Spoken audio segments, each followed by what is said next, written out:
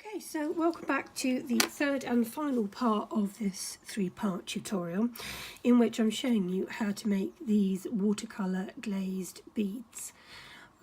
Just using a few different techniques that you may not have tried before, you may not have thought of before, but just to give you some ideas and some things to experiment with that you might not have had a go with before.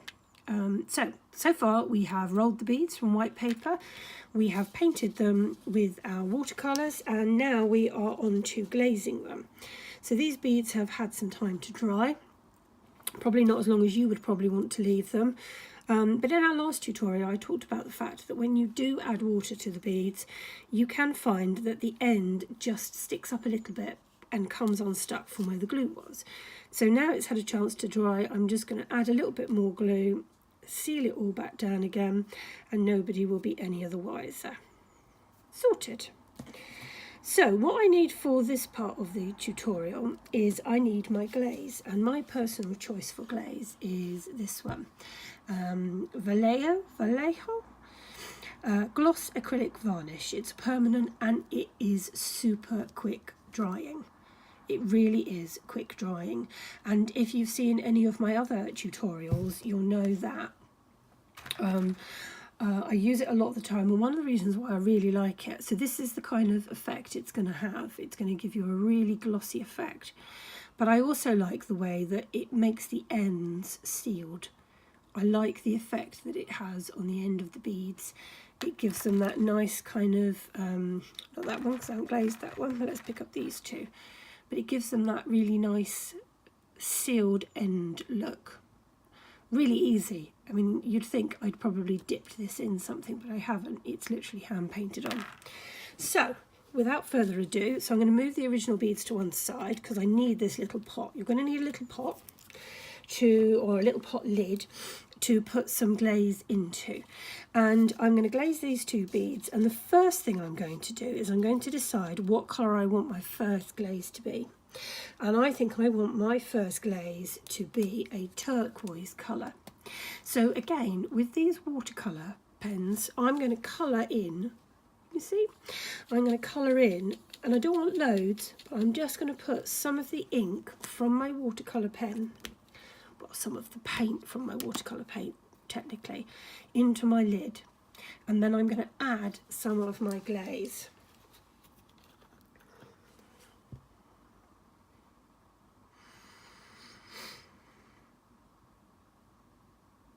Like so. I don't need loads, I just need a bit.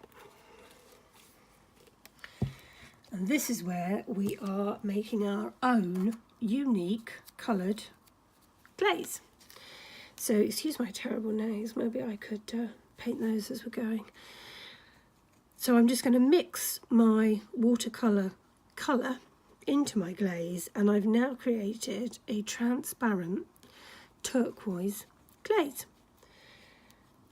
which when you apply it to the bead, so this is where I like to hand paint mine. I like to start at the edge because then I know that I'm not getting it on the stick, because that's the last thing you want to do is get glaze on your stick, because then your beads won't come off. Start at this end. You want to be fairly generous, but we will probably put 2 colours of glaze onto here. And then I will just colour in the middle, like so. And this is where, again, it doesn't matter if you are not that precise, because actually if you end up with slightly bigger clumps of glaze, it creates a sort of mirror, not a sort of, a kind of a glass sort of almost pottery look to it, a pottery glaze look to it. And so then what I do with the ends is I just turn it up and I just add some glaze to the ends just to make sure that they are covered and you get that nice seal for them. If you end up with glaze in the hole and it's created a seal, I just blow it and that gets rid of that blocking that seal. So that's my first one done, so I'm just going to put that to dry. And so let's just have a quick look as everything falls apart. Let's just have a quick look and compare these two beads. now we've added glaze. So you can see that they are again starting to look really different. And you just never know really how they're going to turn out. So if you've got plans to make maybe sort of a bracelet or a necklace, and you know that you're going to need 10 beads, make the 10 beads at that time, because the chance of you remembering quite how much of this turquoise glaze you made or exactly where you placed everything is slim. You know, the exact proportions of everything that you've used. So, paint your bead, get rid of the air bubble.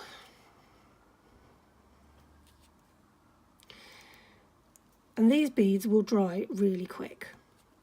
This glaze is super quick drying.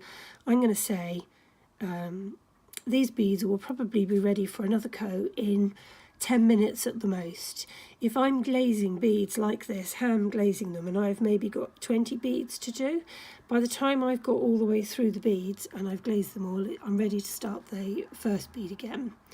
So again, just tapping over the ends, like so, just to create that nice end. And when I do my second glaze, I'm going to rotate the beads so this will become on the stick, so then I can glaze that end. So there we go, there's my 2 beads glazed. So what I'm going to do is I'm going to go ahead and just going to wash everything out, and I will start on the second glaze. Okay, so our beads are dry from their first glaze, so we're going to do the second glaze now. And for this one, I've chosen to use a orange pen, which is a different colour to what we had done our beads with. So these are our beads. This is how they're looking at the moment. They've had 1 glaze, so they're not as shiny as they could be. They need a second going with the glaze, but they've got that kind of turquoise look to them. And I thought it would be quite fun to add a bit of another colour over the top of them, just to see what kind of effect we get. It's all about playing, really. And there are various things that you can add to the glaze. So I've got some examples here. So I've got some glitter, the sort of strandy type glitter. You can add that to your glaze. You can add normal glitter to your glaze, you know, varying degrees of fineness. I've got some what they sometimes call unicorn skin, which is like iridescent pieces. It's not glitter, it's kind of pieces. And I've also got some of this sort of powder, a bit like mica powder, but when you put it on,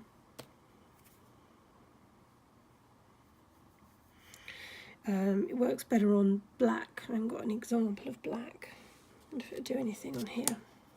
Yeah, look.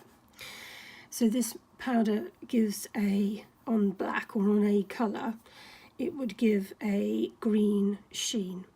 So I thought that might be quite fun to use. So I'm going to start again by adding some colour to my pot, my little mixing pot. It's just the lid of something. Always use bits of plastic, you know, yogurt pots, things like that. Always give them a second purpose. So I've added a bit of colour to that. And what I want to do now is I want to add just a bit of this. I don't want it to be overwhelming. I don't want it to make the beads cloudy or the glaze cloudy. So you can always add another layer if you think you need another one. So I don't even want that much. You can always add more once you've mixed it if you think you actually might need a bit more, but you can't take it away, obviously.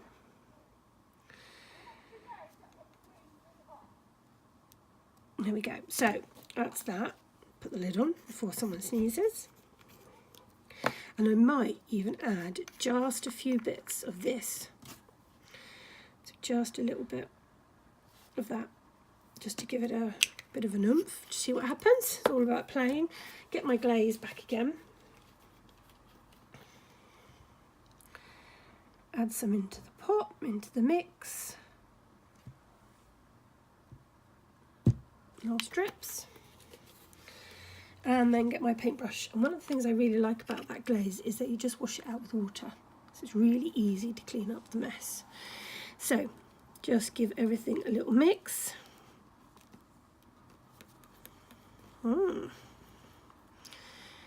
That green has given it a nice kind of pearly look to it, which is quite nice.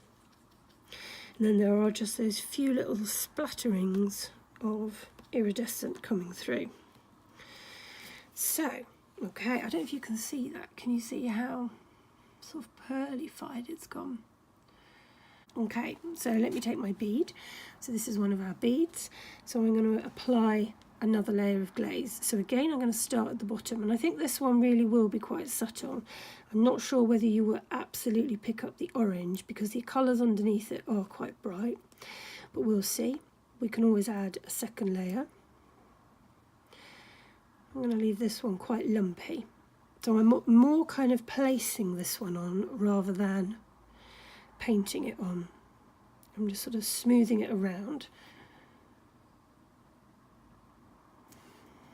You don't want it for it to have so much on that it runs off. And you end up with big blobs at the bottom of your bead.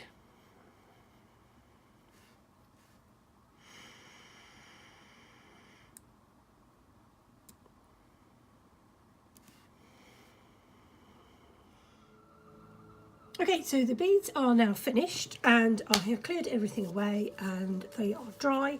They've been drying for 24 hours, so they are properly dry. In between coats, you can kind of just leave it about 10 minutes, that's fine.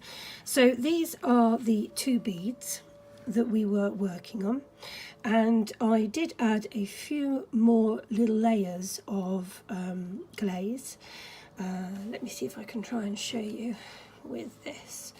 So here and here and here and here, I added some sort of iridescent-y powder mixed in with glaze just in those sections, and then I added on the ends a darker colour. I don't know if you can see that. Yep, there we go. I added a bit of a darker colour. I just played around with it really just to see what would happen. And I think they look, you know, quite nice. Quite like them. Very individual, very unique. These were the other beads that I was also having a go at glazing.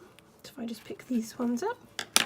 So these are the other ones that I was also glazing. I didn't really show you too much about them, but what I did was I just used up the leftover parts of the glaze on them.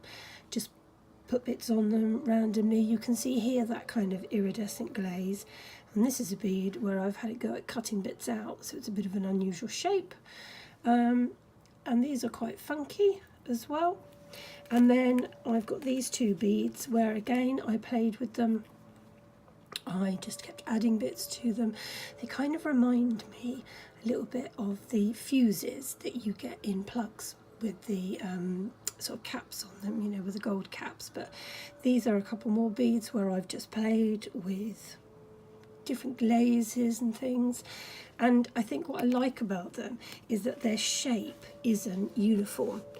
A breakaway from a traditional bead, so from something like these where they are a traditional paper bead shape, you've got the sort of teardrop shape here and you've got the bicone shape here, very regular in shape. I love that uniformness, but I also like these where you're kind of breaking away from that tradition, you're breaking away from that regularity, and they kind of are very, very unique. You know, you're not easily going to be able to recreate them again. So if you want to make beads like this, you need to be doing them sort of in batches of the number that you need to do and mixing up the right number of, you know, the right amount of glazes.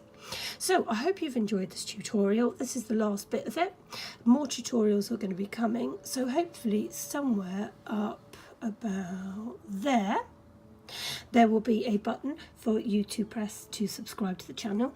Every time somebody subscribes to the channel, we do a little happy dance, and then there'll also be loads of other videos coming up, so please do subscribe. Check us out on Instagram. We are Squeaker_chimp, and we're on Facebook, which is just Squeakerchimp.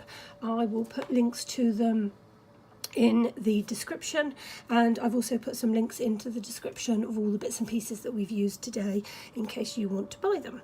So thank you very much. I hope you've enjoyed the tutorial. Please leave comments, likes, and any suggestions you have for further tutorials. Bye for now.